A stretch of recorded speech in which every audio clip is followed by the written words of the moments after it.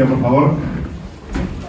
Bueno, bienvenidos al Barcelona Bitcoin Hub, dentro de este espacio, que es el Barcelona Finance Hub, con el evento de hoy, con el meetup de este mes. Sé que el anterior lo hicimos hace poquitos días, pero aquí, como sabéis, no paramos de trabajar.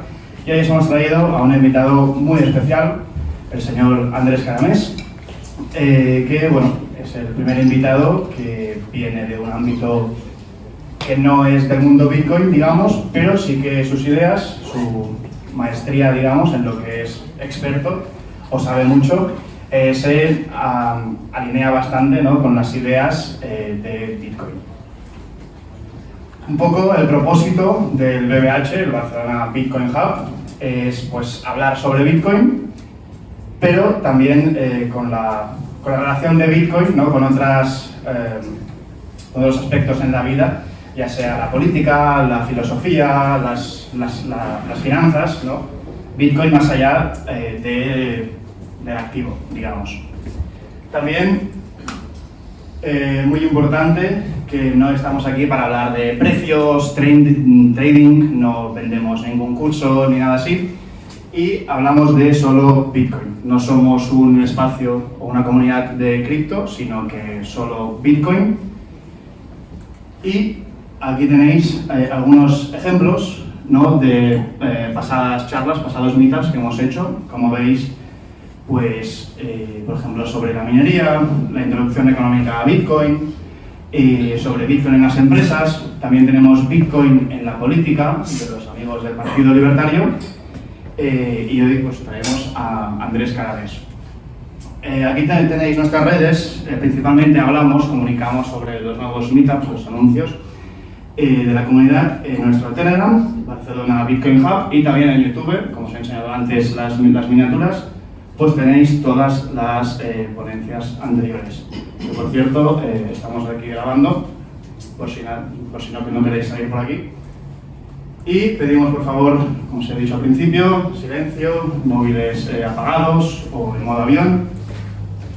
Y ahora voy a dar paso. Aquí sé que pone Nuria Manías, que hoy, por desgracia, no está, pero voy a dar paso al otro fundador del Barcelona Bitcoin Hub, que os explicará este espacio, Barcelona Finance Hub, qué es, y después ya empezaremos con la charla con Andrés. Así que, señor Kenobi, te va a explicar sobre Finance Hub. Vale, muchas gracias. Como veréis, no soy esa persona, pero hoy la estoy representando, por así decirlo. Normalmente suele estar con nosotros aquí para acompañaros a todos vosotros y daros una explicación que espero, bueno, normalmente es mejor que la mía sobre qué es este lugar, porque una cosa es el Barcelona Bitcoin Hub, que tenemos el logo de algún lado, ahora ya no, y lo otro es lo que es el Barcelona Finance Hub, que lo podéis ver allá en la esquina. El Barcelona Finance Hub es el lugar en el que nos encontramos, el edificio físico, pero además la entidad que agrupa a todas estas empresas y a muchas más, ¿no? Hay bancos y cosas aquí que otros bitcoiners y algunos liberales tampoco aprobarían, pero bueno, lo que estamos intentando hacer aquí es un caballo de Troya, y qué mejor caballo de Troya que con bancos por aquí, ¿no?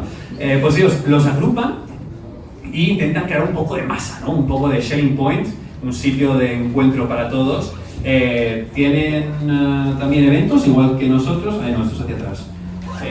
Tienen también un calendario, podéis escanearlo aquí, o sea, hacen muchas más cosas, muchos más eventos de una índole más financiera clásica, startup, de aseguradoras, de inmobiliaria, temas que no son ni Bitcoin ni liberalismo, por así decirlo, ¿no?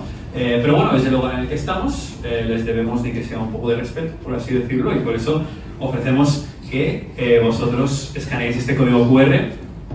Ahora, he de decir que alguna que otra presentación sí que es bastante interesante, que os invito a venir, son gratis, no cuesta nada. Veo que todavía hay algunos móviles levantándose de un segundo más. Porque tenemos algún ejemplo, si no me equivoco, por ejemplo este de aquí, de 10 a 100, no sé si alguno de vosotros tiene alguna empresa, pues aquí traen a gente bastante top, si no me equivoco, bueno, es que ahora no los conozco, se los conoce ella. Pero bueno, gente que pues realmente ha hecho muchas cosas en España, en Barcelona, en tema de negocios, en tema de startups, que era una pequeña startup que pasa de una persona, 2, 3, a de repente 100 o más, y a veces incluso las venden, ¿no? Y vienen aquí a explicar cómo lo han hecho, ¿no? ¿Cómo es eso de levantar capital? ¿Cómo es eso de levantar una segunda ronda de capital? ¿Cómo es eso de crecer más allá de Cataluña, más allá de España, más allá de la Unión Europea, ¿no? ¿Acaso vale la pena, no? ¿Y cómo es eso de vender tu empresa? ¿A quién se la vendes? ¿Cómo la vendes, no? Pues esos son algunos de los temas que tocan en estas presentaciones, que están súper bien, y os invito a que vayáis. También tienen un tema de miembros, os podéis hacer miembros de Barcelona Finance Hub, si no me equivoco, creo que eran 120 euros al año. Sí, creo que era 120 euros al año, lo cual está bastante bien y os da todos estos beneficios, creo. Pero no hace falta que seáis miembros para disfrutar también, ¿no?, de estos eventos esporádicos que van haciendo, así que tampoco hace falta, no os sintáis obligados, ¿no? Entonces, creo que, exacto, había este código QR, que os voy a ser honesto, no sé a dónde os lleva, porque esta no es mi presentación, pero bueno, aquí lo tenéis por si alguien lo quiere escanear, aunque desde un punto de vista de seguridad no lo teníais que escanear, pero creo que no.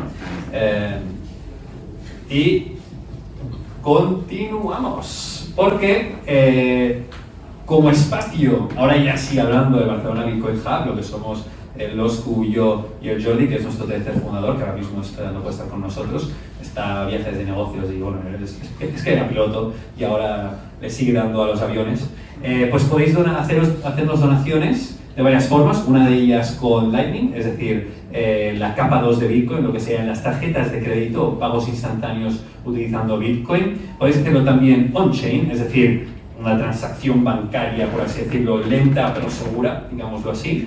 Y también con sucio efectivo, hay que defender nuestros derechos y sobre todo nuestra privacidad, y también aceptamos el efectivo. Si os mola este lugar, si os mola este espacio, si os molan los eventos que ya hemos hecho y los eventos que vamos a hacer, o más bien, os gustaría que hiciéramos más, que os gustaría apoyarnos, nos podéis apoyar de cualquiera de estas formas. Sí, los shitcoins puede que sea lo más fácil para la mayoría hoy, ya que, bueno, como ya he presentado el Loscu, hoy veremos hacer algo muy especial, que es hablar con Andrés Caramés, escucharlo hablar y después hablar con él. Os pongo aquí un poco la agenda de lo que va a haber. Tenemos claramente la introducción del evento, que es lo que estamos haciendo ahora mismo, que acaba pronto, no os preocupéis. Después estaremos con Andrés Caramés, que aquí solo lo ponemos como un bloque, pero lo hemos hablado con él y serán más o menos 3 bloques. Será al principio una presentación por su parte, después tendremos un Q&A, es decir, una pequeña entrevista, donde yo le estaré entrevistando sobre, bueno, lo que veamos ya saldrá. No voy a revelar mis cartas antes de tiempo, y después ya haremos un Q&A más abierto para que todos vosotros podáis hacerle todas las preguntas que queráis. Después pasamos al networking. Antes, en vez de lunas, había un sol, pero claro, ya no hay sol. Es que en agosto aquí la terraza era espectacular, lo sigue siendo, solo que ahora a oscuras. Y nos pasaremos aquí una horita más o menos, estaremos una horita en la sala de aquí, desalojaremos esta de aquí, con tal, bueno, de estar segregado, ¿no? Este chito de que limpiar y vaciar y todo eso. Estaremos allá y os podréis comprar vuestras cervezas, pues yo creo que también tienen vino, y pues podremos pasar el rato y hablar de todo lo que nos apetezca. Y para acabar, ya se ha convertido en una tradición en estos eventos que hacemos cada mes, iremos al restaurante Oasis, los que nos apetezca, que está justo aquí abajo, nos podéis acompañar y continuaremos con la conversación. Como he dicho al principio, ninguno de vosotros es un rehén, así que si tenéis que iros en cualquier momento, más que invitados a que os levantéis. Lo único que os pido es si por favor podéis acompañar la puerta al salir, es lo único, porque si no hace ruido. Y bueno, creo que con eso y un bizcocho, por favor Andrés, hasta las 8, no es broma.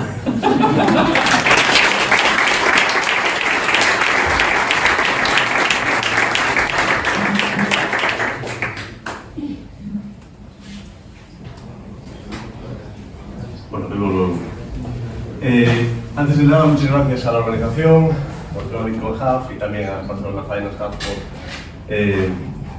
por ofrecer el espacio para hacer esto, y gracias a todos también por venir. Yo aquí vengo a comentar unas ideas que os diré, pero también a aprender de estos chicos, porque desde que llegué ya me han estado instruyendo en varias cuestiones técnicas que yo no domino mucho. Tampoco es que domine tantísimo la parte teórica, pero bueno, hay algunas cosas que sí que son, digamos que sí que trufan el resto de cosas de las que suelo hablar. Esto lo digo porque las personas que hayan venido aquí hoy, digamos, no por mí, sino por haberlo yo publicitado o lo que sea, pues sabéis que podéis apoyar a esta gente y que están haciendo una labor muy interesante. Bueno, hablando con ellos, me preguntaron hace un par de días si conocía esos textos fundacionales, que eran pues el Crypto Anarchist Manifesto, de Tim May, el del Cypherpunk, también el de la independencia del ciberespacio, etc. Son como 3 textos fundacionales que seguramente mucha gente de aquí conozca. Yo les decía que sí. La verdad es que al principio iba a hablar de otras cosas, pero dije, bueno, ¿por qué no repasar un poco esos 3 textos, buscar algunos términos, algunos elementos que estén dentro de ese texto y poder comentar un poco por encima qué tienen que ver pues, con las ideas de las que yo suelo hablar? Entonces, me escucháis unas cuantas citas, traje unas cuantas citas aquí, algunas las conocéis, otras no. Espero que os resulte de interés. Luego, pues eso, hablaremos nosotros. Al final me podéis hacer las preguntas que queráis. Si las sé contestar, las contestaré. Y si no, no, porque también esto es otra cosa que se ve mucho, ¿no? Me parece que siempre hay que tener respuesta para todo. Si algo me lo preguntáis, no lo sé, os diré que no lo sé. Bien, gracias. Entonces, en el texto este de Crypto-Anarchist Manifesto de Tim May, hay una parte que, leyéndolo, revisando antes de ir aquí, hay una parte que me llama bastante la atención. Os voy a leer un poquito, un párrafo. Dice, estos desarrollos alterarán por completo la naturaleza de la regulación gubernamental, la capacidad de imponer impuestos y controlar las interacciones económicas, la posibilidad de mantener la información en secreto e incluso modificarán la propia naturaleza de la confianza y la reputación.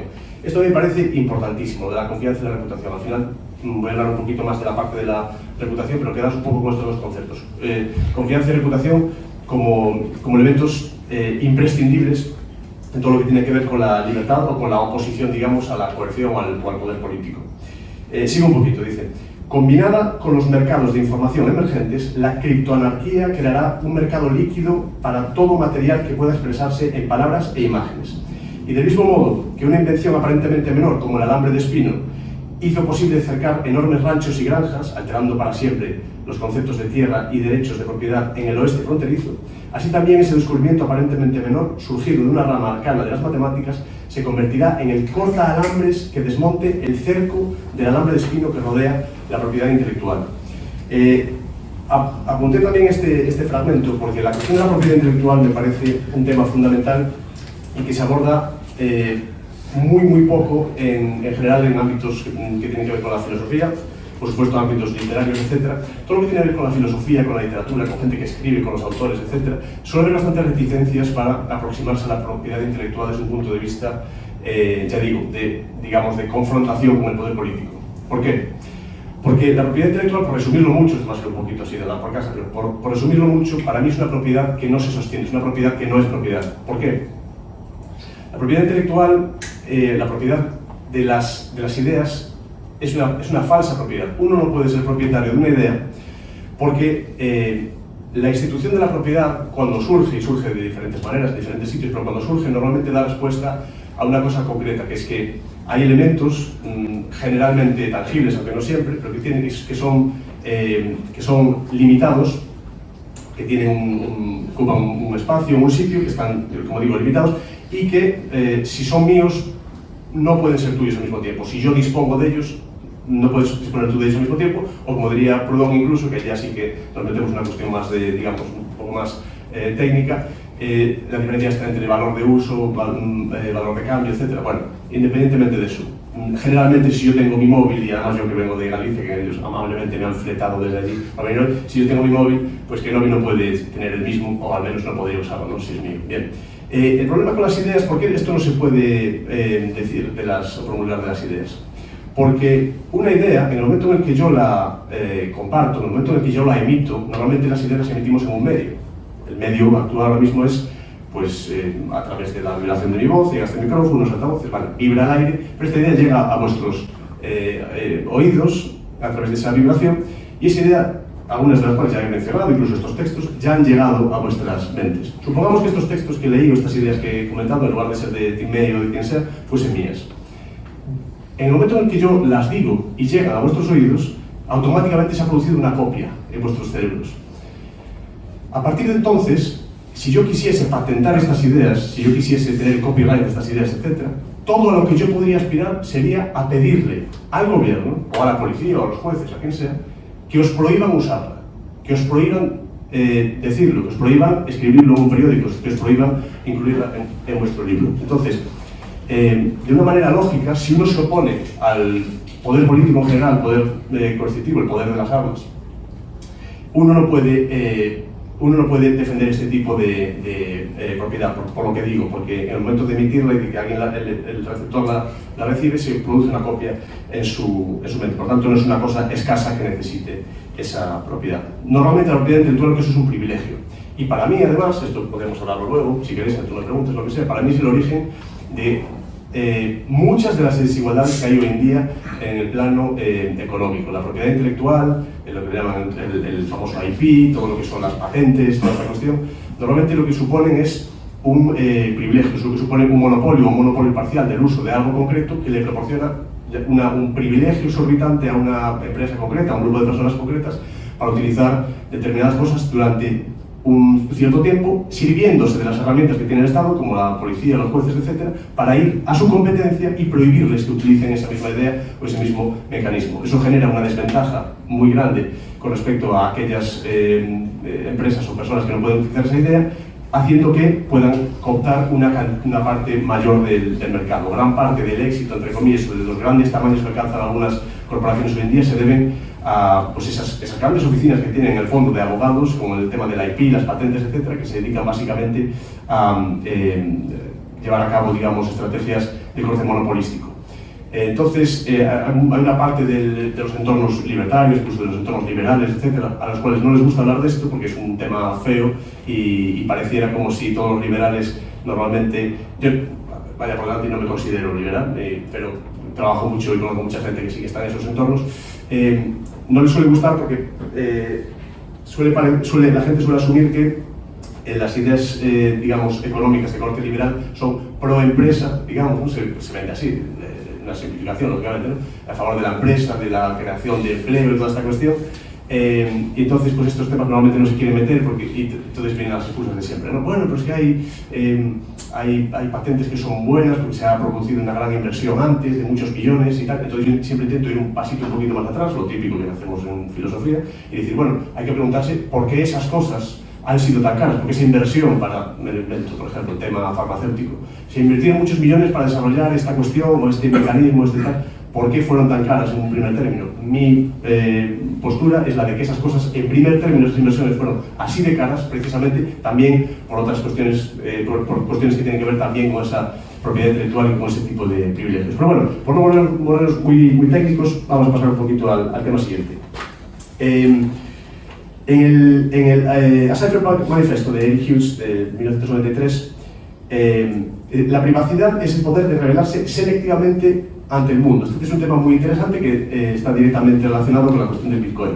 Hay gente que a veces confunde el anonimato con la privacidad, ¿no? El anonimato, digamos, sería el no querer revelar la identidad de uno, etc. Y la privacidad sería el revelarlo selectivamente, ¿no? Entonces yo creo que la mayor parte de la gente, una vez se acerca a este tipo de ideas, lo que quiere es cierta privacidad, es decir, a lo mejor no te importa que te vea o que sepa cuánto dinero tienes, pues tu madre, a lo mejor de manera selectiva tú lo puedes compartir con ella, pero otra gente quizás con la que tengas menos confianza, que te conozca menos, que quizás no quieras que sepan ciertas cosas de ti. Entonces esta cuestión de poder revelarse de manera selectiva ante el mundo es muy importante. Sobre todo porque implica voluntariedad y capacidad de elección, implica autonomía, y como veréis va a ser una cosa que menciono muchas veces, la cuestión de la autonomía, es uno capaz de tomar decisiones, de tener responsabilidad sobre las cosas y capacidad de acción voluntaria. Bien, hay un momento donde dice, bueno, está en inglés, dice, no podemos tener privacidad al menos que todos la tengamos. Este es un tema muy interesante que tiene que ver también con el Bitcoin, por la cuestión de la reciprocidad, de la inevitabilidad de lo recíproco y cómo el Bitcoin, del mismo modo que otras monedas hoy en día, funciona y funcionará mejor cuanta más gente lo acepte, ¿no?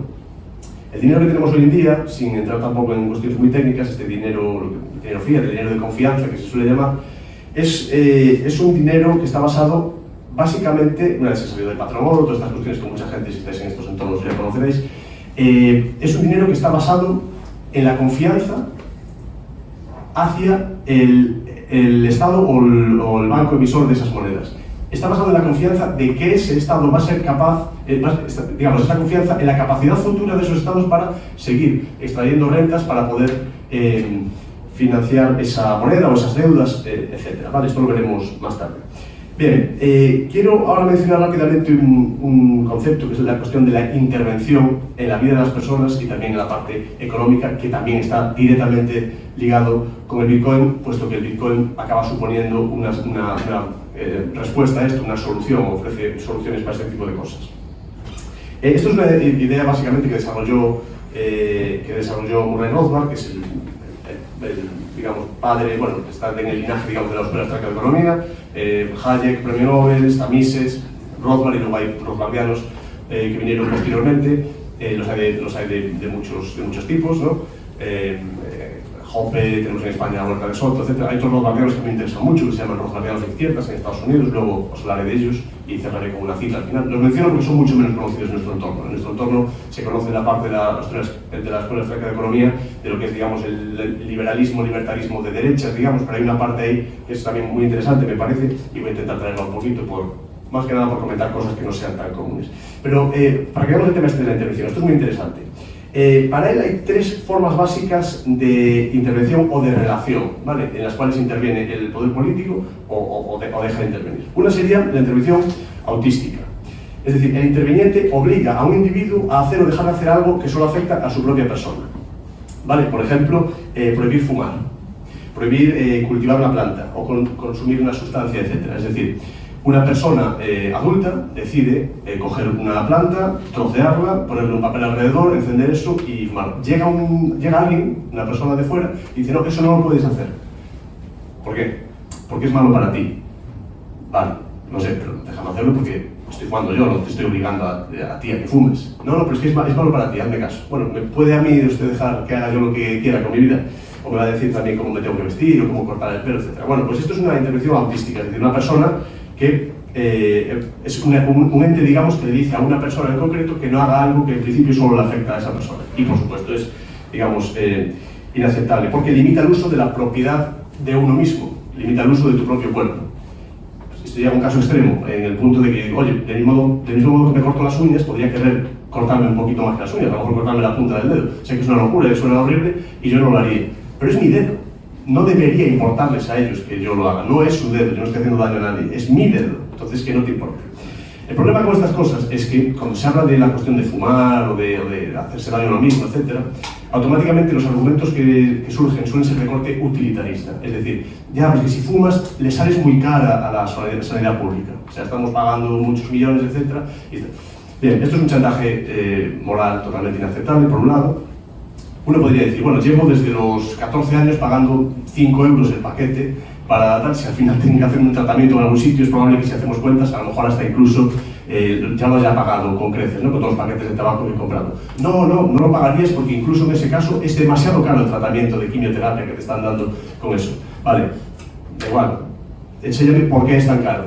Seguramente sea también caro por una escasez artificial generada por esos derechos de propiedad intelectual que decía antes, esas patentes y ese IP. Entonces, cuidado con utilizar argumentos demasiado sencillos, porque si rascamos en la superficie, al final del pasillo lo que ocurre es que siempre hay fenómenos coercitivos como el que mencionaba. ¿Vale? Entonces, bien, eso limita el uso de la propiedad de uno mismo. Luego, otro tipo de intervención es la intervención binaria, es decir, el interviniente, el agente externo, el Estado o el poder político, fuerza un intercambio o transferencia entre él y el sujeto, o lo fuerza o lo impide, ¿no? Por ejemplo, un impuesto, una multa o un servicio obligatorio. Es decir, la relación afectada es entre dos personas, entre el invasor y el sujeto. Por ejemplo, el Estado cobra impuestos o impone una contribución obligatoria, o por ejemplo, el famoso draft. Esto parece que nos queda lejos ahora aquí en España, creo que desde... Bueno, yo no estaba vivo, pero no sé en qué año se quitó el servicio militar en España, pero en los años 80, ¿no? Por ahí, a lo mejor. Por ahí fue, ¿no? Bueno, esto de que coger a una persona y de manera obligatoria obligarla a... Pero incluso en los 70, en la guerra de Vietnam, por ejemplo, en Estados Unidos, el famoso draft, o sea, allí ponían unas pizarras con los nombres de los chavales, por orden alfabético, se cogía una letra y de manera alterna iba mandando a la mitad de los chavales una vez, luego volvía con secuelas, traumas, etc., y luego mandaban a los otros. Ahí se mandaba a la gente a la fuerza, a la guerra, a disparar a gente que no conocían y a ser disparada por gente que no conocían y que no les había hecho nada tampoco. Es más, En Estados Unidos, en ese draft, lo digo por mencionar la cuestión esta de la intervención binaria, en ese draft de Estados Unidos, que se hace en muchas partes, y se está haciendo hoy en día en Ucrania, por ejemplo, se está metiendo a gente en furgonetas para mandarlos a luchar por la fuerza, lo cual es inaceptable y terrible. En ese draft se mandó a la guerra a gente que no tenía todavía la capacidad de votar por aquel mismo gobierno que lo estaba mandando a la guerra. O sea, votar todavía no, beber todavía tampoco. Sabéis que allí, hasta los 21 en principio, no puedes legalmente comprar tabaco ni comprar bebida, etc. Pero ir a matar a vietnamitas, eso sí que se podía hacer. O sea, el Estado no te deja el Estado no te deja por edad votar si quieres a ese gobernante o a ese otro. No te deja beber, no te deja fumar, pero sí te deja coger una carabina e ir a volarle la cabeza a personas que no conocen al otro lado del mundo. También, lógicamente, inaceptable. Y luego otra intervención, que es la tercera, de las que mencionaba Robert, que es igualmente inaceptable, que es la intervención triangular. Que esta es muy graciosa también. El interviniente obliga o prohíbe un intercambio entre dos individuos, interviniendo como tercera parte.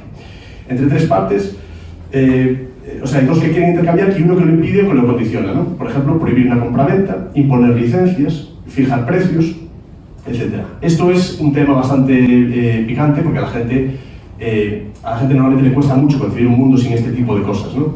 ¿A qué me refiero? Pongamos que yo no tengo una titulación universitaria que tiene que ver con la medicina, porque no he ido a la universidad a estudiar medicina. Pero he tenido gran interés ya desde chaval por cuestiones médicas, me he informado mucho en el asunto, no estoy inventando, he practicado con animales y con algún familiar en X cosas. Vacunas o cuestiones de termoestética o cosas de este estilo. Bien, viene un amigo o una persona conocida y le digo, oye, por 50 euros te pongo labios, ¿no? o te hago algún tipo de intervención de X manera. Y dice, me parece bien, vamos a hacerlo. Llega un tercero y dice, no, eso no lo podéis hacer porque no tienes licencia.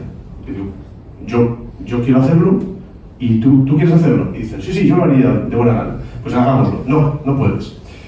Lo mismo ocurre con, yo qué sé, horarios de tiendas. No, yo quiero abrir mi tienda hasta las 11 de la noche. ¿Tú quieres trabajar en mi tienda conmigo hasta las 11 de la noche? Sí. Llega un tercero y dice, no podéis tener la tienda abierta hasta las 11 de la noche porque esa persona no puede estar trabajando hasta las 11 de la noche. Y yo, pero espera, ¿tú quieres trabajar hasta las 11 de la noche? Sí. Yo también quiero que trabajen conmigo hasta las 11. ¿Por qué no podemos hacerlo? Llega un tercero, plan. Esa es una intervención triangular. Hay muchísimos ejemplos, ¿no? O sea, en este caso el invasor distorsiona y bloquea relaciones que son voluntarias. Esto, por cierto, tiene se puede extrapolar a otra cosa, que es que lo mismo con lo de las drogas, por ejemplo, lo que decíamos antes de fumar sí, fumar no, las drogas, etc. Si esas personas no son suficientemente inteligentes o responsables como para poder decidir sobre su propio cuerpo, lo que hacen, lo que fuman o dejan de fumar, hasta que lo trabajan y todo este tipo de cosas, si no son inteligentes para eso, que es una cosa que solo les afecta a ellos, ¿por qué luego sí son inteligentes para votar por un político que va a decidir ya no sobre su vida, sino sobre la vida de millones de personas que ni siquiera él conoce? O sea, decidir sobre la vida de otras personas que no conoces, votando a alguien que le va a afectar y va a tener la capacidad de afectar esas vidas, sí. Hacer algo que solo te afecte a ti, eso no. ¿Cómo se cola eso? No tiene ningún sentido. Para quien le interese, por cierto, esto está en el Poder y Mercado de Moral Rothbard, capítulo 2. Vale, y por mencionar el tercero de los textos con los que mencionaba al principio, que estoy hablando aquí con los chicos, la Declaración de la Independencia del Ciberespacio, hay un momento donde dice, no tenéis ningún derecho moral para gobernarnos, ni contáis con medios de aplicación, en inglés enforcement, que tengamos verdadera razón para temer. Es un tema fundamental hoy. Me parece clave el concepto de medios de aplicación, este término de enforcement, que realmente creo que no tiene una traducción buena, literal en español, lo de enforcement, pero bueno, es hacer que se cumpla, ¿no? Forzar el hecho de que se cumpla.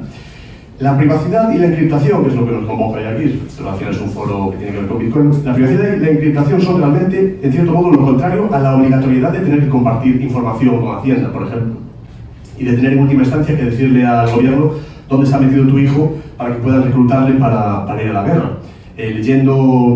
Estábamos hablando hace un momentito de este libro de James Scott, Lo que ve el Estado, es uno de los libros, yo lo pondría en mi top 3 libros de sociología, con los que más he aprendido.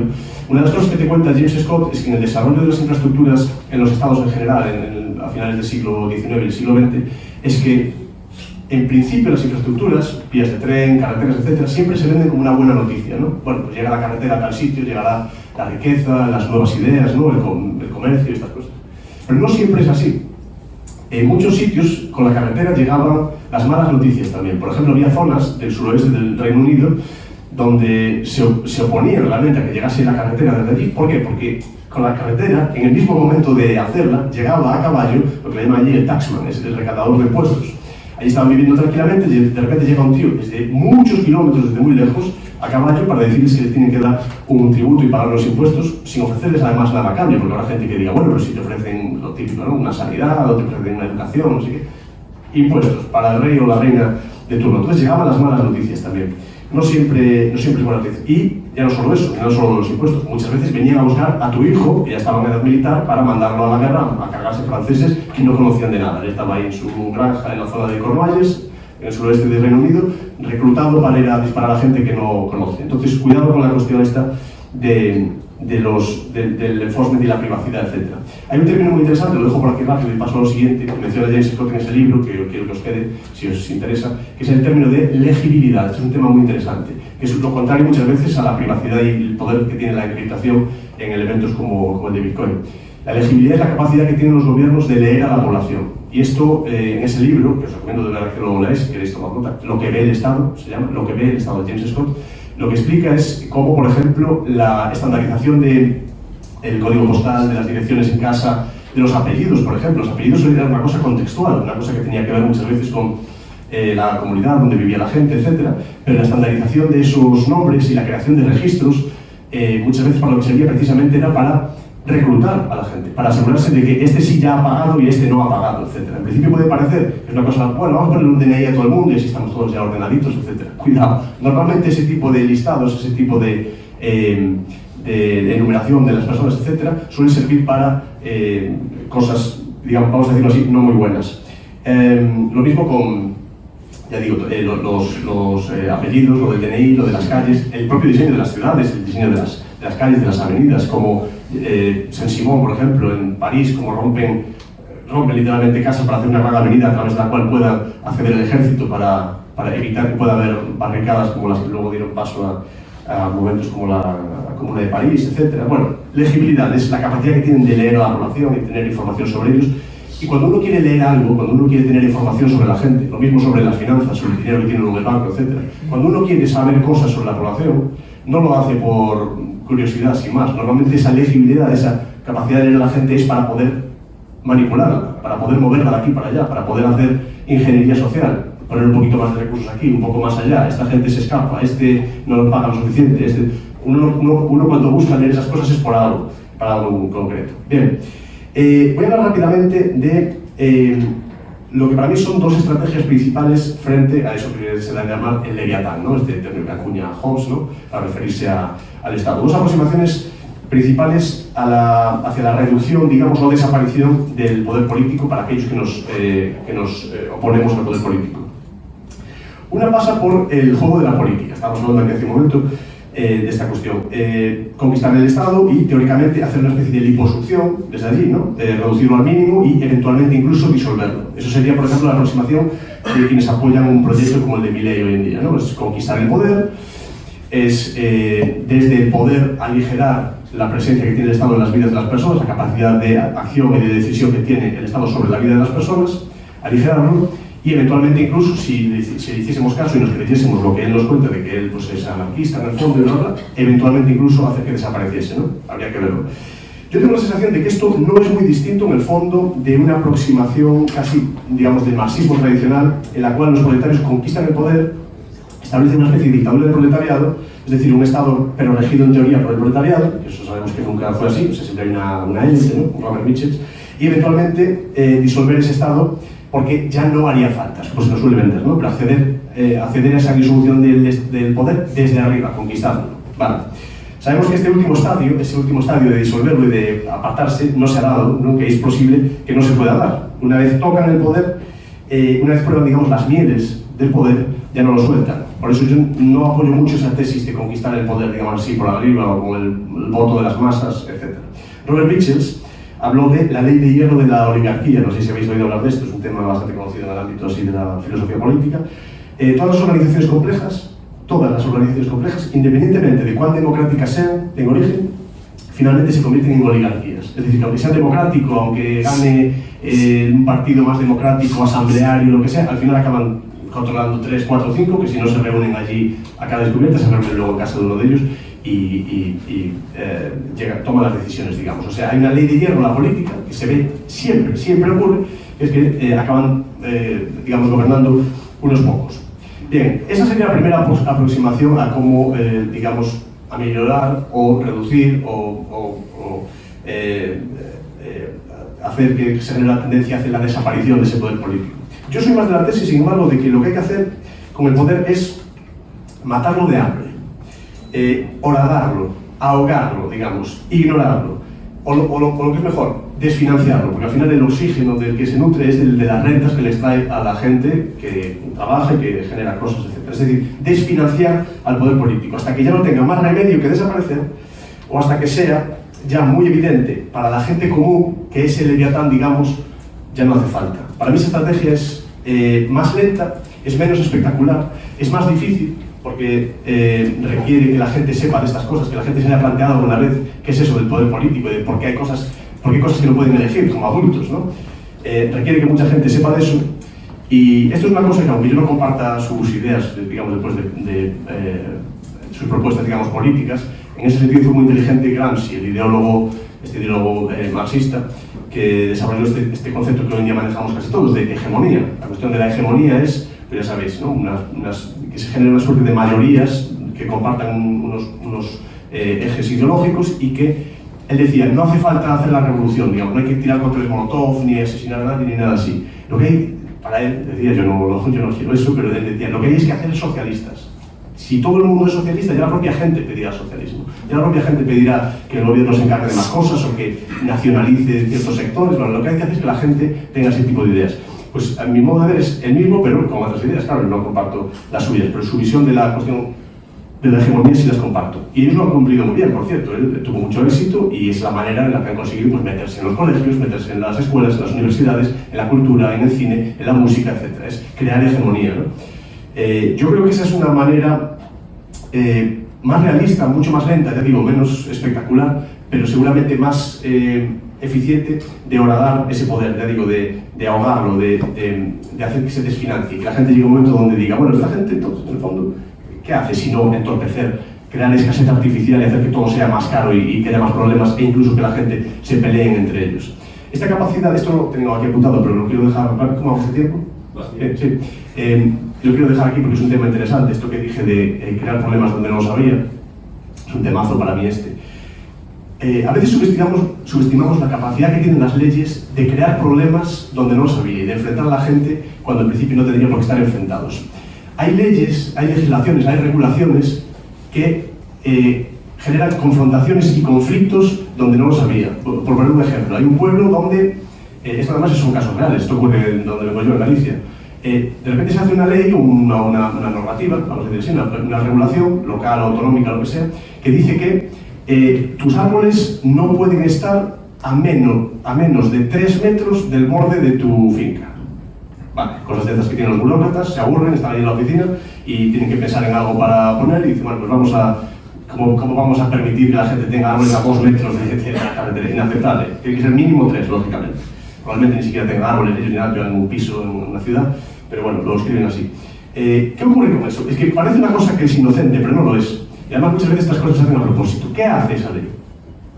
Lo que hace esa ley es proporcionarle a algunos vecinos que puedan quizás tener maldad la capacidad de denunciar a una persona que hasta entonces no eran capaces de denunciar o de meterlos en un brete. Es decir, antes, si te enfadabas con tu vecino por lo que fuese, tendrías que discutirlo con él pues, de la manera que fuese, o enemistarte, o no saludarlo, o meterte en tus asuntos, lo que sea. Ahora, desde que se hace esa normativa, tienes la capacidad de ir al organismo que sea de turno a denunciar a ese vecino tuyo para que le pongan una multa o le metan en la cárcel o le obliguen a cortar esos árboles. Perdón por la expresión, tienes la capacidad de joderle que antes no tenías. Y además de una manera legal y casi medio elegante. Te voy a mandar a mis abogados porque tus árboles están demasiado cerca del muro. Donde no había un problema, donde no había la capacidad de meter palanque, cizaña y enfrentar a dos vecinos, ahora sí la hay. Desde mi punto de vista hay leyes, ya sé que esto es polémico, hay leyes que minan la moral de las personas y les proporcionan herramientas para enemistarse con sus congéneres. son leyes, igual que las hacen muchas veces los políticos de tanto standing, digamos, son leyes que se hacen ad hoc, se hacen a propósito para luego poder baquetear con ellas o amenazar a tus contingentes políticos, etc. Esto sabemos que se hace, es crear una normativa con la cual después poder meter palanca y denunciar a gente. Bien, esta aproximación al ataque al poder político que os comentaba antes, que yo defiendo más allá que la conquista del poder, sino eso de horadarlo por abajo, etc., la comparten, a mi modo de ver, los que se conocen, lo que decía antes, una gente muy nicho, que muy poquita gente conoce aquí en España. Bueno, sí que hay gente que la conoce, pero es muy minoritario, que son los guardianes de izquierda norteamericanos. También a veces se llaman libertarios de libre mercado anticapitalistas, o bueno, están los aboristas, los mutualistas, etc. Es gente muy interesante que hay que leer, porque aquí en el contexto en España o Cataluña, en Galicia, etc., muchas veces leemos a los clásicos, ¿no? De siempre, a los liberales, los que todo el mundo conoce, los que, bueno, sí, los impuestos y el gobierno hay que reducir, minarquistas, o algún libertario, que si Hayek, Mises, esta gente hay que leerla también porque es muy interesante y además proporciona argumentos que resuenan mucho con la gente que es, digamos, ideológicamente o sociológicamente de izquierda, así que hay que aprovecharlo. Bien, en el Cifronomicon, Tim May sugiere que el criptoanarquismo puede considerarse una forma de anarcocapitalismo, dice. Esta es una cita. Lo que surja de todo esto no está del todo claro, pero creo que será una forma de sistema de mercado anarcocapitalista que yo llamo criptoanarquía. Vale, es curioso porque yo creo que este uso que se suele hacer y que hace aquí del término anarcocapitalista se refiere más bien a un mercado libre, o anarquía de libre mercado. No necesariamente capitalista, o sea, entendiendo el capitalismo como una acumulación y reinversión sistemática en bienes de capital que previsiblemente aumenten la productividad, si entendemos el capitalismo por eso, no es imprescindible que pueda haber libre mercado sin que haya un capitalismo, digamos. Entonces, normalmente la gente utiliza el término anarcocapitalismo para referirse a algo que realmente es libre mercado. Y luego puedes ser capitalista o no, puedes estar dentro del libre mercado, tener esa falta de coerción en tus intercambios voluntarios con otras personas, comprar, ir a la tienda, ahorrar, que no pierda valor tu dinero, es más, que tienda a revalorizarse, que es como lo que en principio debería ocurrir, deflación, etc. Y no lo que ocurre hoy en día, ¿no? Que es una especie de robo velado, que es la inflación que todo el mundo conoce aquí. Entonces ya digo, bueno, aquí utiliza el término anarcocapitalista, yo creo que se refiere a anarquía de libre mercado o un mercado libre. Bien, volviendo a Bitcoin, hay una parte en el Leviatán de Hobbes. Hobbes, como sabéis, es el Pope del Estado, es el gran teólogo del Estado, ¿no? De estos grandes ideólogos, Hoppe, Rousseau, toda esta gente, Hobbes, perdón, Rousseau y toda esta gente. Hobbes es el que da una especie de receta de cómo de por qué debe funcionar un Estado, ¿no? Es el que dice homo mini lupus, el hombre es un hombre para el hombre, tiene esa visión negativa del ser humano, de que si no fuese porque tenemos las leyes y la policía, etc., todos nos mataríamos unos a otros, nos atacaríamos, nos robaríamos, no seríamos capaces de respetar la propiedad de nadie, etc. Yo creo que eso es falso, por cierto, lo hablamos aquí hace un momentito, y siempre pongo este ejemplo. Hay que pelear contra esa idea porque además es perniciosa y es peligrosa. La razón por la que yo, cuando me voy a subir a un autobús y hay cola, no cojo a la persona delante y la lanzo por el aire o la estrangulo y la tiro al suelo, no es porque me vayan a pegar la policía, o me vayan a meter en la cárcel o me vayan a multar. No es cierto que yo no lo haga por eso. Yo no lo hago porque tengo buena educación. Porque a mí me han educado de una manera, tengo unos valores morales, tengo una noción de lo que es bueno y lo que es malo, etc. Y la razón por la que yo lo hago no es que a mí me metan en la cárcel, es porque yo sé que eso está mal. ¿Cómo voy yo a hacer eso? Que ni siquiera sería capaz, creo, físicamente de agredir a una persona, a una pobre señora que está delante de mí, porque sí, para subirme antes al autobús. No tiene sentido para mí. Lo que mantiene el orden es la gente. No es nunca el castigo, el meter a la gente en la cárcel, el perseguir. No es cierto. Es más, si se te mete entre ceja y ceja acabar con alguien, da igual que te digan, oye, pero espera, vale, vas a matar a la persona que mató a tu hermana, ok, pero que sepas que vas a estar en la cárcel muchos años. O sea, lo voy a hacer igual, no me va a parar esta ley, no nos confundamos. Esa manera de expresar que las cosas dejamos de hacerlas porque tienen una especie de penalización, normalmente no funciona así. Es más, lo que se suele penalizar normalmente son cosas que normalmente no estarían penalizadas. O sea, es como si dijésemos, se le achaca mucho al Bitcoin también, mira, esto no lo había pensado. Dice, no, es que el Bitcoin se utiliza muchas veces para hacer cosas ilegales. Y se utiliza, por ejemplo, para cosas que tienen que ver con drogas. Digo, no, pero no nos confundamos. Cuando se habla de hacer algo ilegal, normalmente se habla de una persona, hay una ley y la persona se echa a un lado y de repente está le decimos se ha situado fuera de la ley. La gente ha hecho algo fuera de la ley.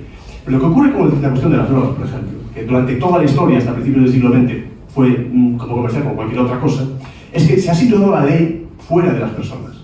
Las personas, desde tiempos inmemoriales, han estado comerciando, utilizando, plantando, no todas, algunas y otras no, determinadas sustancias, hasta que llega un momento, es una historia larga de contar, esto lo sabe muy bien este autor, gran autor que hemos tenido en España, Antonio Escotado, con su gran historia general de las drogas, llega un momento donde se establece una guerra contra las drogas para generar una serie de intereses económicos, hacer que suba el precio de esas drogas y favorecer a una serie de personas, generando una escasez artificial, cosas que la gente había hecho siempre. ¿Quiere decir que eso no genere problemas? ¿Que no haya personas que tienen problemas con esto? Claro que lo hay, pero uno no lo soluciona prohibiéndolas y haciendo nada de esto. Entonces, cuidado con esta cuestión, porque a veces se dice que la gente incumple la ley o que se sale de la ley, pero a veces es la ley la que se sale de las personas.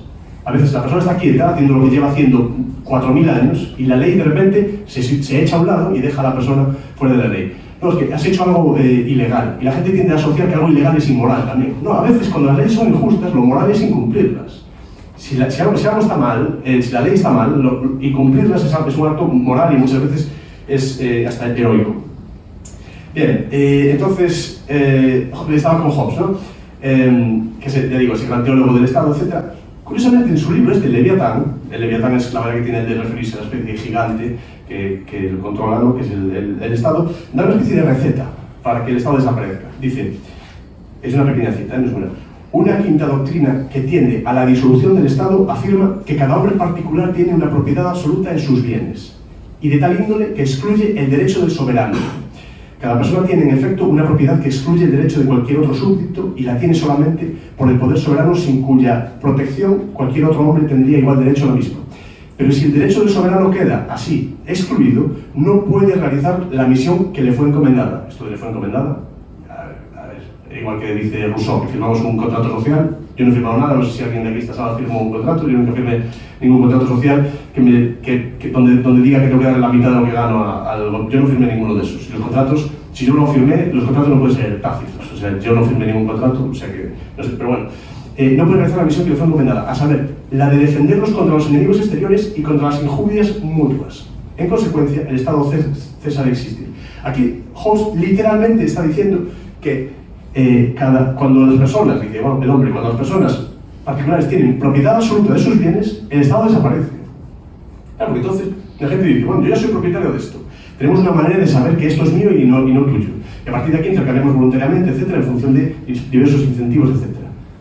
¿Y tú para qué estás? Más allá de para extraerme rentas, molestarme, intervenir los precios, generar distorsiones, etcétera. ¿Tú para qué me sirve más allá de molestarme y meterme en guerras? Por cierto, la guerra la crea el Estado. Y el Estado crea la guerra. Esto lo dijo Randolph Bird. Dice, la guerra es la salud del Estado. No hay guerra si no hay Estado. Y no hay bomba atómica tampoco si no hay Estado. Las bombas atómicas y las guerras y las masacres en estos países, todo eso se paga con impuestos. Todas las bombas se pagan con impuestos, con emisión monetaria, con deuda, etc. Que la gente no se confunda. La guerra es un resultado del Estado.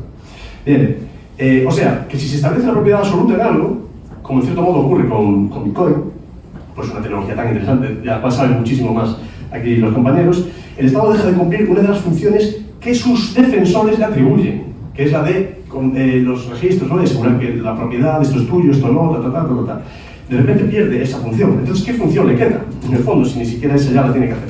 Vale, ¿cómo vamos de tiempo? Bien. 3 minutos. Vale, 5 minutos. Vale, voy a darle caña. Esta es la parte más interesante, ¿verdad? Joder, vale. ¿O qué? Pues, perdón. Bueno.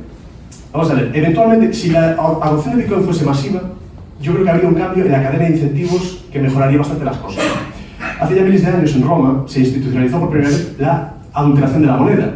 A gran escala, se alteraba en las proporciones de los metales, como sabéis, oro y plata, el famoso electro, oro y cobre, etc. También, como sabéis, en Estados Unidos, Estados Unidos abandonó, que era moneda de reserva, abandonó el patrón oro en el 71, después de el desastre de Vietnam, y bueno, ya sabéis, perdieron mucho dinero allí, muchas personas perdieron la vida, etc. Y no había cómo financiar nada, todo eso. También Lyndon Johnson, con sus programas sociales, etc. No había quien pagase eso, entonces se salen del patrón oro para poder emitir ya, pero a lo loco. Y si veis las barritas de cómo iba la inflación hasta entonces y lo que ha ocurrido desde entonces, pues ya se explica todo, ¿no? lo que ocurre ahí. Bien, entonces esa salida de patrón oro dio lugar al dinero fiduciario, o sea, basado en la confianza estatal. Y como decía antes, esa confianza es la confianza en la capacidad presente y futura de los estados para seguir cobrando impuestos. La única razón por la que no se disparan las cosas y los precios hoy en día, etc., y porque sí que se disparan, pero no tanto, es por la confianza que tiene la gente en que el Estado va a ser capaz de seguir cobrando impuestos. Esa es la confianza. Entonces, ¿qué ocurre con esto? Que al estar el valor del dinero basado en esa capacidad, cualquier persona que tenga dinero, y todos tenemos dinero, aunque sea un poquito, es rehén del Estado y necesita que ese Estado siga existiendo, porque el valor de aquel dinero que tiene depende de que ese Estado siga existiendo y siga teniendo capacidad de cobrar esos impuestos. Entonces, es un inicio de un modelo económico sostenido en la deuda. Bien, esa inflación constante, que se tiene a veces más grande, a veces más pequeña, tiene otros efectos terribles. Por ejemplo, la alteración de la preferencia temporal. Es decir, prefiero dinero que valga más en el futuro, o tener más cosas en el futuro, que digamos, el disfrute presente. Eso es tener una preferencia temporal baja. Bien, consciente o inconscientemente, una cosa que ocurre es que si el dinero que utilizamos y atesoramos se devalúa, y esto es lo que genera la inflación, la tendencia natural es a gastarlo, es a invertirlo, es a, digamos, aprovecharlo, a gastarlo, no a ahorrarlo. Y de hecho, la emisión monetaria, el inundar los mercados con moneda y que el dinero vaya perdiendo valor, lo que hace que la gente, por ejemplo, es que todo el mundo se convierta en inversor. Que la gente dice, ¿qué hago con el dinero? Pues compro pisos, compro no sé qué, invierto en tal. ¿Por qué? Hay que gastarlo e invertirlo porque si no, eso pierde dinero. ¿Vale? En principio no nos oponemos a la inversión, pero lo que nos oponemos es a la distorsión del mercado que hace que todo el mundo se tenga que convertir en un inversor, y es una de las cosas que genera esa distorsión que tenemos hoy en día con los mercados, pues también con, por ejemplo, con la cuestión de la vivienda, con todo en general, los precios, la inflación, etc. Entonces, ¿qué pasaría en un mundo donde la moneda mayoritaria fuese el Bitcoin, por ejemplo, y que este tenga tendencia a revalorizarse, que sea verdaderamente escaso y que luego el dinero necesite ese famoso proof of work?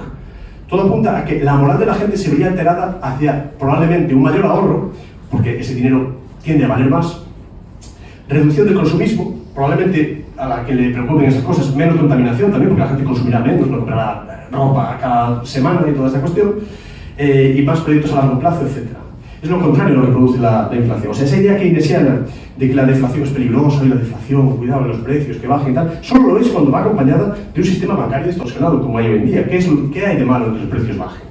Los precios, cuando se les deja las cosas libres, los precios tienden a bajar. ¿Cuánto valía el primer ordenador cuando ocupaba una habitación como esta y cuánto vale ahora? Todas las cosas, históricamente, según aumenta la productividad, tienden a valer menos. ¿Qué es esta cosa de que aumenten los precios de las cosas? Esos aumentos de precios tienen un origen que es una distorsión política, tienen un origen político siempre. Las cosas tienden a bajar de precio porque aumenta la productividad. Ahora, en vez de cultivar una persona con un sacho, es con un arado, luego con un tractor, y cuando ya se produce de manera más masiva, pues los precios tienden a bajar, no tienden a subir, que es una cosa totalmente extraña, ¿no? Y luego ¿qué otra nota tengo aquí? Lo de las cosas del gas. Vale, ya cierro. Si estamos aquí por ti, no por mí. Espera un segundo. ¿Queréis que hable más? Sí. Pues me callo. Ya me iba a callar de buenas a primeras. Son muchas ideas. Un segundo. Aunque la democracia no tanto aquí, pero ¿cuántos minutos le damos? ¿10? 15. ¿15? 15, le damos 15, venga. Remátalo. Y después vamos directamente y después vamos, bueno, pues tómate tu tiempo. Después vamos directamente a vuestras preguntas, ¿vale? A lo que queráis. Claro, sois muy amable, gracias. Bien, entonces, una economía con dinero sano, oro, por ejemplo, cuando había patrón oro, o Bitcoin, que sería sanísimo seguramente si el valor estuviese ligado a la propia estructura que tiene Bitcoin, creo que tendería naturalmente a una ligera deflación. A medida que lo que decía ahora, ¿no? La productividad aumenta, los precios bajan y tal, entonces los productores pueden permitirse bajar los precios para competir con otros productores que también se están volviendo más productivos, ¿no? La redundancia. Entonces, eso no destruye la economía, como se nos suele vender, sino que beneficia a los consumidores. ¿Y quiénes somos los consumidores? Todos somos consumidores. Incluso los productores son consumidores. No hay nada de malo que los precios bajen, al revés, bajan los precios. Entonces, aquellas cosas que se les suelen achacar como negativas al hecho de que los precios bajen, por ejemplo, como cualquiera de las otras cosas que mencioné antes, son cosas negativas que no derivan del hecho en sí, sino de las distorsiones que se han introyectado en este caso en los mercados y en la vida política y social. O sea, se le achacan las cosas negativas precisamente a la parte buena que tendría eso si fuese libre, cuando realmente esos hechos negativos son producto de la distorsión que se ha introducido ahí. Bien, Y autores como Hoppe, por ejemplo, ven en la deflación una fuerza civilizatoria incluso, porque premia el ahorro, premia la previsión, premia la estabilidad. Si uno, por ejemplo, los tiempos de hiperinflación, por ejemplo, a principios del siglo pasado, los tiempos de hiperinflación son los tiempos del cabaret, de los fumaderos de opio, de todo esto, porque si la semana que viene mi dinero vale la mitad, me lo voy a gastar, ya está, pues todo el tema, prostíbulos, drogas, precisamente todas estas cosas que decíamos, ¿no? O sea, que la gente digamos, tenga problemas de drogadicción que afecten a sus modos de vida, tenga un problema verdaderamente serio, familiar, etc. Generalmente se debe a cuestiones sociales, a cuestiones locales, a cuestiones familiares. Cuando uno rasca un poco, yo además tengo mucha experiencia en ese tema, porque mi familia se dedicaron 30 y casi 40 años, varias personas de mi familia muy cercanos a la atención de personas digamos, en situación de extrema necesidad, de los más necesitados. Cuando uno rasca las historias de esas personas no son drogodependientes porque hayan tenido fácil acceso a la heroína o a esta cosa, etc. Normalmente muchos de los problemas que tienen, por cierto, se deben a la bajísima calidad de un producto que ahora tienen que comprar en entornos muy violentos, donde la competencia es brutal, porque el precio está alterado artificialmente hacia arriba, y es un entorno donde, esto es muy interesante, lo que ocurre cuando uno prohíbe esas sustancias es que automáticamente al que las vende y al que las consume se le sitúa fuera de la ley. Cuando a uno se le dice que está haciendo algo ilegal, que es un delincuente, que está haciendo algo fuera de la ley, está mucho más cerca de cometer otros crímenes, porque ya soy un delincuente, ya está, pues vendo esta droga o lo que sea. Me va a ser mucho más fácil probablemente cometer otro tipo de crímenes porque ya se me ha situado fuera de la ley, ya soy un delincuente. Sociológicamente, comunitariamente, esa persona ya es una especie de apestado. Hay un componente social ahí muy importante. Entonces ya digo, cuando uno rasca en la vida de estas personas, etc., la disponibilidad o no disponibilidad de ese tipo de sustancias no es lo que hace que acaben ahí. Normalmente hay problemas, que ya, como sabréis, que vienen de antes, que tienen que ver con la parte sociológica, familiar, comunitaria, etc.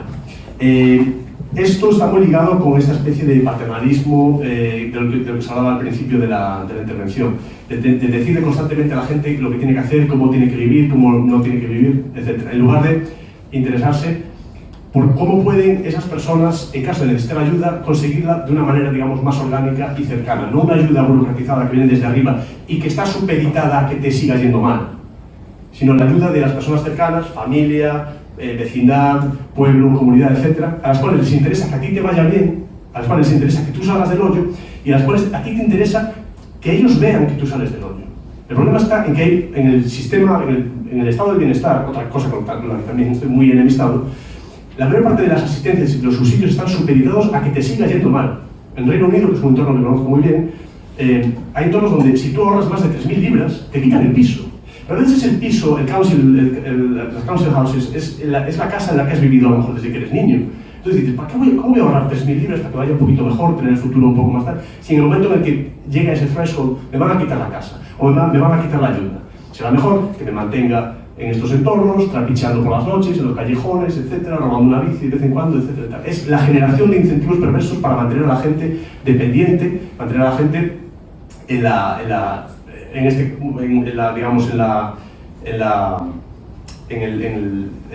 pobreza y en la dependencia permanentemente. Porque además, esta gente dice, yo nunca voy a votar a nadie que me vaya a quitar la casa o que vaya a dejar de dar este tipo de subsidios. Se crean una serie de economías, incluso casi como de grupos sociales en algunos entornos urbanos, de dependencia perpetua, de dependencia perenne. O sea, todas sus vidas dependen de eso. Incluso ya hay varias generaciones que ya han vivido toda su vida en los benefits, que le llaman allí, los subsidios. O sea, nacen con subsidios, en casa del council house, todo eso, y viven del gobierno, tienen 3 hijos, 4 hijos, le dan un cheque, van allí. Es denigrante para esas personas. Porque ya no solo el dar la ayuda, es que esas personas siempre van a tener la sensación, la mosca detrás de la oreja, de que solo están vivas porque se lo han dado. Tienen que estar agradecidos a esa especie de Dios, de Padre, que está ahí fuera y tal. Entonces, ¿cómo se da la ayuda normalmente? Entonces, la ayuda tiene que ser cercana, tiene que ser familiar, vecinal, comunitaria, de algo de cerca, como se daba, por ejemplo, en las parroquias antiguamente. Una ayuda supeditada a que tú, no a que te vaya mal, sino a que te vaya bien. Es decir, a que contribuyas, a que colabores y a que tengas interés por salir de eso. Vamos a ayudarte para que salgas de ahí y en cuanto te recuperes, ya no tengas que tener esa vergüenza de que te hemos ayudado. Es más, una vez sales de ahí, vas a tener, como diría Eric Fromm, la alegría de dar. De ser tú el que eventualmente va a poder ayudar a otro vecino que quizás ha tenido un bache, etc. No hay mayor demostración de potencia y de alegría que la de saber que uno puede dar. Bueno, me he ido por las ramas, no sé dónde quedó Víctor. Ya cierro, un último párrafo. La reputación. Quería antes de la reputación. Dos cosas muy rápidas. Quiero mencionar la importancia de la reputación, que lo mencioné con el primer trocito de Pingmail al principio, tanto en el mundo tangible como en la red en general, la cuestión de la reputación.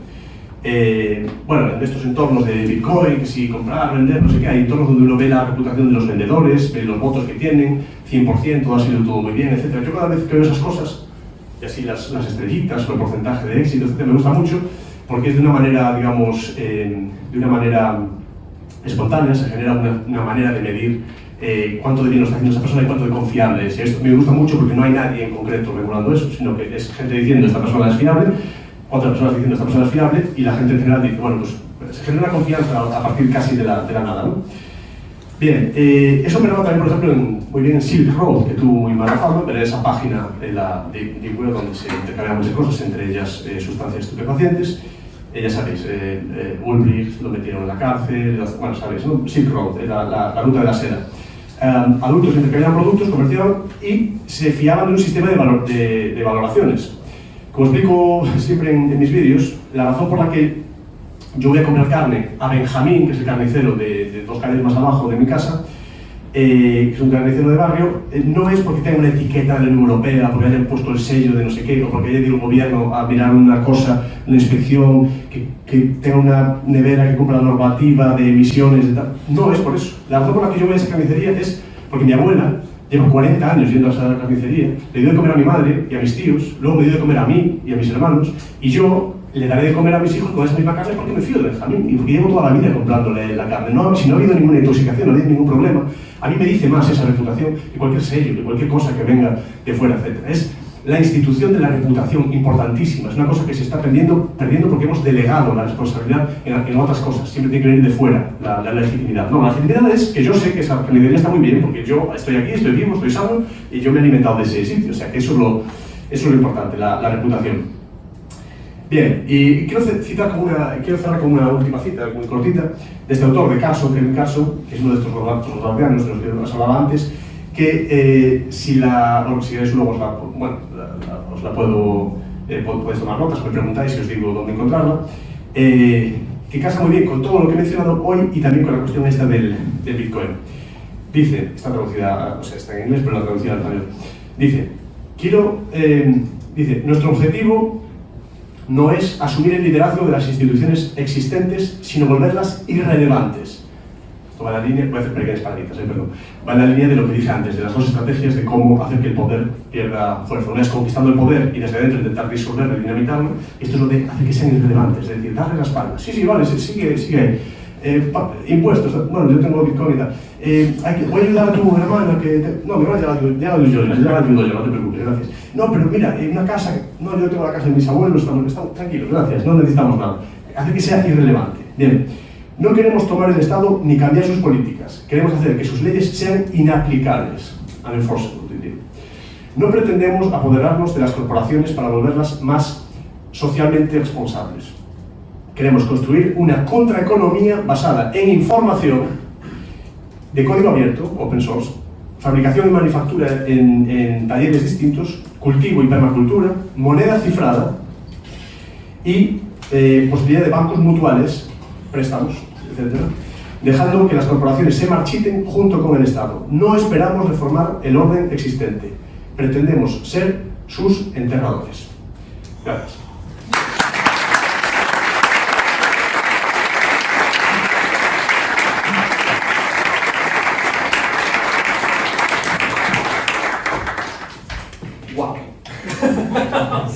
Wow, creo que lo digo en nombre de todos. Wow. Si alguien se quiere ir, porque sé que esto ha sido literalmente, no sé, como que te captura. No sé, esta presentación a mí me ha capturado personalmente. Muchísimas gracias. Pero si alguien se quiere ir, se puede ir, no os preocupéis. Tú, muchas gracias. Yo te iba a hacer alguna pregunta, pero realmente creo que es bastante egoísta por mi parte, así que vamos a pasar directamente a que el público mismo te haga las preguntas. Así que vamos a ir por un proceso de levantar manos y los primeros que veamos los cuyo, pues se lo vamos a dar. He visto yo una mano allí, veo una segunda allí. ¿A qué me da la segunda? Una encuesta aquí. Pues empezamos por aquí.